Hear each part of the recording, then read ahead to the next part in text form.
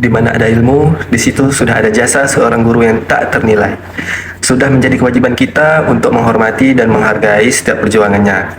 Sayangnya, kenyataan di lapangan masih ada peristiwa yang bertolak belakang, di mana guru tidak hanya tidak dihormati, melainkan bahkan mengalami kekerasan dari peserta didiknya sendiri.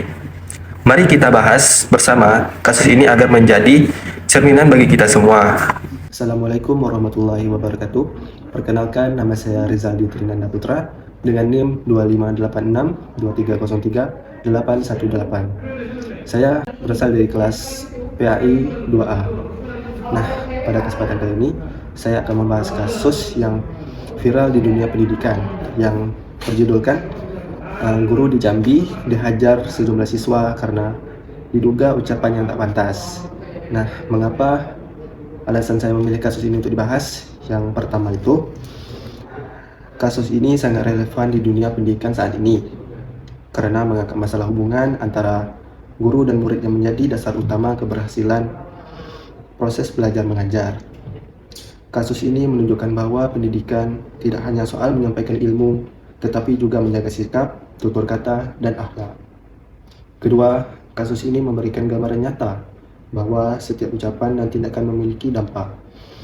Di satu sisi, mengingatkan guru agar selalu menjadi teladan, menjaga bahasa dan perlakuan kepada siswa. Di sisi lain juga, mengingatkan siswa bahwa menyelesaikan masalah dengan kekerasan tidak akan menyelesaikan persoalan, melainkan menimbul masalah baru.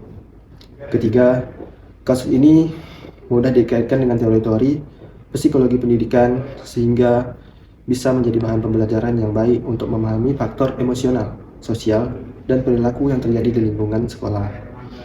Keempat, kasus ini menjadi peringatan bagi kita semua agar saling menghormati, santun, dan damai sehingga kejadian serupa tidak terulang kembali di masa depan. Berita yang akan saya bahas ini bersumber dari media daring Radar Sumedang yang memberitakan peristiwa di wilayah Tanjung Jabung Timur, Provinsi Jambi.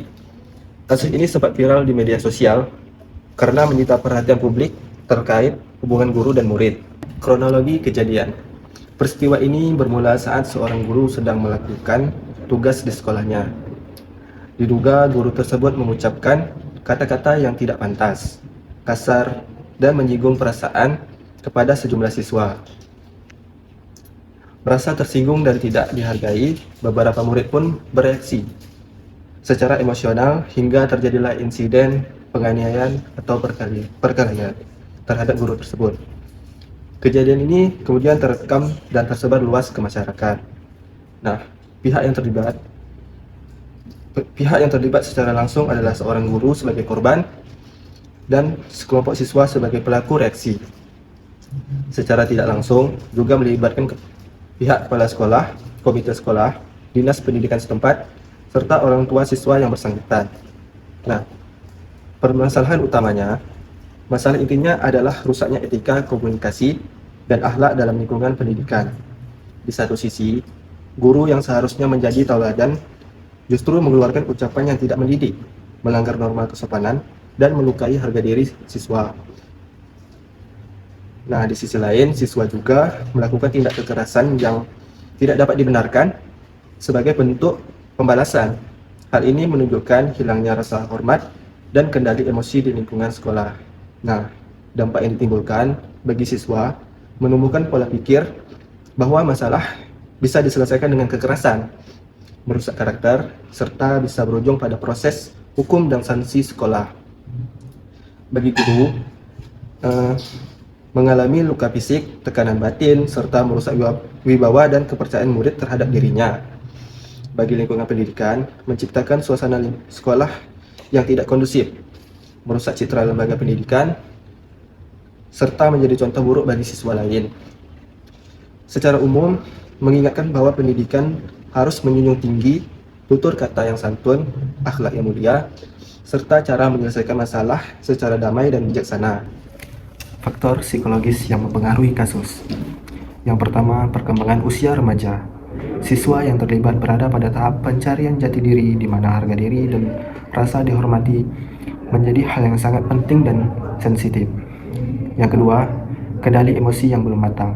Pada usia ini, kemampuan mengelola kekecewaan dan kemarahan masih terbatas, sehingga cenderung bereaksi secara spontan dan impulsif. Kemudian yang ketiga, kebutuhan akan penghargaan. Baik guru maupun siswa memiliki keinginan untuk dihormati. Ketika hal ini dilanggar, timbul reaksi yang tak terkendali. Yang keempat, pola interaksi dan keteladanan. Sikap serta cara berbicara yang dilihat didengar akan membentuk cara siswa bersikap kepada orang lain. Nah, penyebab terjadinya masalah dari sisi guru, melanggar etika pendidik dengan mengucapkan kata-kata kasar dan merendahkan, sehingga melukai harga diri siswa. Guru tidak mampu menjadi teladan dalam tutur kata dan sikap. Dari sisi siswa, belum memiliki kemampuan menyelesaikan konflik secara damai, serta kurangnya pengenalan diri saat merasa tersinggung. Menganggap kekerasan sebagai jalan pembalasan. Nah, faktor perkembangan, siswa berada pada masa pencarian identitas, sehingga serangan terhadap harga diri akan memicu reaksi emosional yang sangat kuat. Nah, ada pun dampak terhadap perkembangan peserta didik. Yang pertama itu secara emosional. Nah, menimbulkan rasa benci, dendam, ketakutan, serta mudah tersinggung. Mengganggu kestabilan jiwa. Yang kedua, secara sosial. Merusak hubungan dengan guru dan lingkungan sekolah, serta membentuk pola pikir bahwa kekerasan dapat menyelesaikan masalah. Nah, yang ketiga, secara kepribadian. Nah, itu menghambat pembentukan rasa hormat, tanggung jawab, dan kemampuan mengelola emosi yang baik. Secara akademik, suasana yang tidak kondusif menurunkan minat dan konsentrasi dalam belajar. Nah, adapun menurut teori psikososial Erikson menyatakan bahwa perkembangan manusia melalui tahapan konflik psikososial. Untuk usia siswa dalam kasus ini berada pada tahap identitas versus kebingungan peran, usia 12 sampai 18 tahun. Nah, pada tahap ini kebutuhan utama siswa adalah membentuk jati diri dan mendapatkan pengakuan serta penghargaan dari lingkungan. Jika kebutuhan ini tidak terpenuhi, siswa akan rendah diri atau justru bereaksi agresif untuk mempertahankan harga dirinya. Nah, dalam kasus ini, reaksi kekerasan adalah wujud pertahanan diri karena merasa jati dirinya diserang. Kemudian, peran guru sangat penting sebagai pendukung pembentukan identitas siswa. Jika bersikap negatif, akan mengganggu proses perkembangan kepribadian jangka panjang. Nah, kemudian menurut teori hierarki kebutuhan Abraham Maslow, Maslow menjelaskan bahwa manusia memiliki kebutuhan berjenjang, mulai dari kebutuhan dasar, rasa aman, rasa memiliki, kebutuhan akan penghargaan, hingga kebutuhan mengaktualisasi diri. Nah, yang pertama itu kebutuhan akan rasa aman. Ucapan kasar dan merendahkan membuat siswa merasa tidak aman secara psikologis di lingkungan sekolah, sehingga menimbulkan ketegangan. Nah, yang kedua, kebutuhan akan rasa memiliki. Siswa merasa tidak diterima dengan baik dan dihina, sehingga rasa kebersamaan dengan guru dan sekolah menjadi rusak. Kemudian yang ketiga, kebutuhan akan penghargaan. Ini adalah inti masalah dalam kasus ini. Siswa membutuhkan rasa dihormati dan diakui kemampuannya. Ketika guru melanggar kebutuhan ini, keseimbangan psikologis terganggu dan memicu reaksi emosional. Nah, akibatnya, karena kebutuhan psikologis dasar tidak terpenuhi, siswa tidak dapat melangkah ke tahap lebih tinggi seperti berkonsentrasi dan belajar dan mengembangkan potensi diri secara positif. Nah, di sini saya akan melanjutkan menjelaskan refleksi sebagai calon pendidik. Adapun pelajaran yang diperoleh dari kasus ini, saya memahami bahwa tugas pendidik bukan hanya menyampaikan pelajaran, tetapi juga menjaga sikap, tutur kata, dan martabat siswa. Setiap ucapan dan perbuatan guru memiliki dampak besar, bisa membangun atau justru merusak kepribadian siswa. Selain itu, masalah tidak akan selesai dengan kekerasan atau balas dendam. Konflik harus diselesaikan dengan cara yang bijaksana dan mendidik. Nah, sikap yang akan dilakukan jika menghadapi kasus serupa. Sebagai calon pendidik, saya akan selalu menjaga bahasa dan sikap agar tetap santun dan membangun, meskipun menghadapi siswa yang sulit. Jika ada perselisihan, saya akan mendengar keluh kesah kedua pihak terlebih dahulu, menenangkan suasana, lalu menyelesaikan dengan dialog dan nasihat. Saya juga tidak akan menghukum atau menghina secara lisan, melainkan membimbing siswa memahami kesalahannya. Nah, pentingnya memahami psikologi pendidikan. Memahami psikologi pendidikan sangat penting agar kita mengenali tahap perkembangan, kebutuhan, dan sifat siswa. Dengan pengetahuan ini, kita bisa mengajar dan membimbing dengan cara yang tepat, memenuhi kebutuhan emosional siswa, serta menghindari kesalahan dalam berinteraksi yang bisa memicu konflik. Pendidikan yang berhasil harus menyentuh sisi psikologi siswa, bukan hanya otaknya semata. Nah, di sini saya akan membahas solusi dan rekomendasi. Nah, yang pertama itu solusi yang dapat dilakukan oleh guru. Nah, yang pertama, menjaga tutur kata dan sikap. Nah, yaitu selalu berbicara dengan bahasa yang santun, membangun, dan tidak merendahkan. Guru harus menjadi teladan utama dalam berperilaku. Nah, yang kedua, meningkatkan pengendalian emosi, yaitu berlatih menenangkan diri saat menghadapi siswa yang sulit, tidak membalas emosi dengan emosi. Nah, yang ketiga, memahami karakter siswa, yaitu mengenali tahap perkembangan psikologi siswa, terutama usia remaja yang sangat menjaga harga dirinya.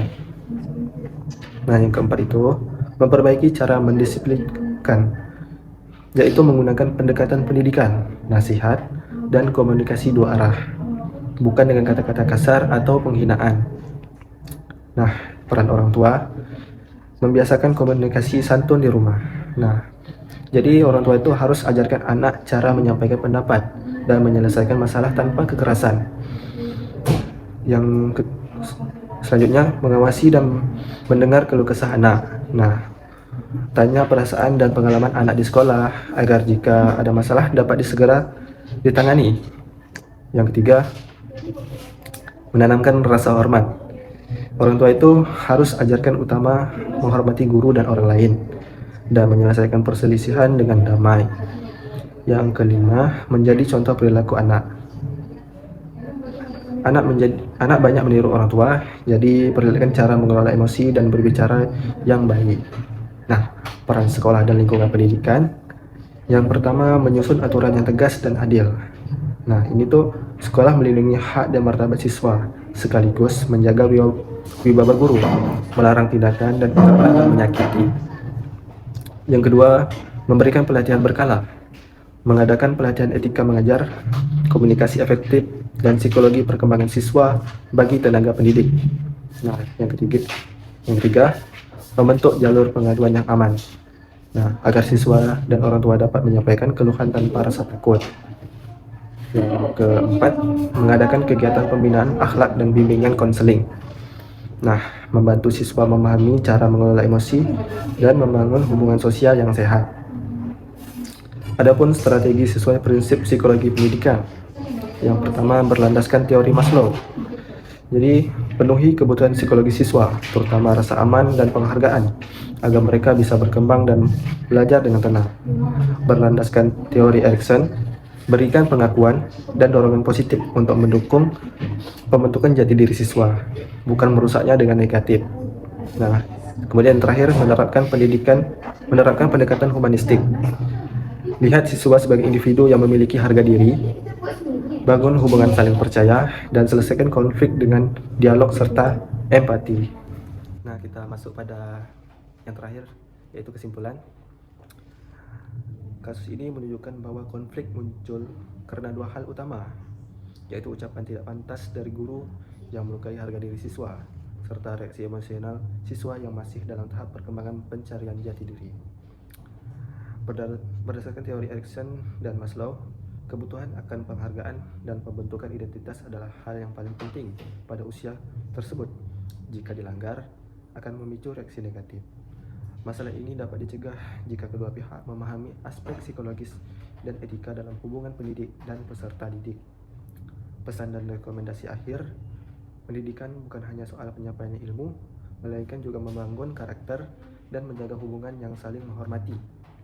Guru harus menjadi teladan dalam tutur kata dan sikap, sedangkan siswa perlu dibekali kemampuan mengelola emosi dan menyelesaikan masalah secara damai. Sekolah dan orang tua pun harus bekerja sama menciptakan lingkungan belajar yang aman dan mendukung perkembangan siswa secara utuh. Demikian analisis kasus yang dapat saya sampaikan. Semoga dapat bermanfaat bagi kita semua. Terima kasih atas perhatiannya. Bunga melati mekar di taman, jatuh satu ke dalam kolam. Apa tanda orang beriman? Kalau penutup, ucapkan salam. Assalamualaikum warahmatullahi wabarakatuh.